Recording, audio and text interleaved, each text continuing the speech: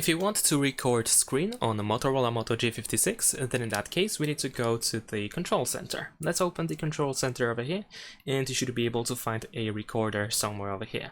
So let's just keep looking for the recorder. In my case it is over here. As you can see, we have screen record, so we can tap on this option. And then we have several options before we start recording. For example, we can choose to record an entire screen or just a single app. If you choose to record an entire screen, you can also decide what should be the case with the audio. I mean, if you are supposed to record the microphone or the system sound, or both, or none. So you can, for example, choose microphone in order to only record the microphone. Besides that, we have the camera, so we can enable the front camera, and we can also show our touches, where we touch on the screen while recording a video.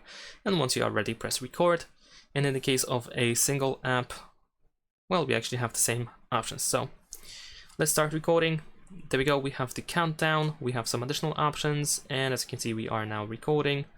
We can do whatever we want to record. We can tap on this arrow in order to reveal these options, so we can toggle the front camera here. We can choose the audio, what should be recorded and what not.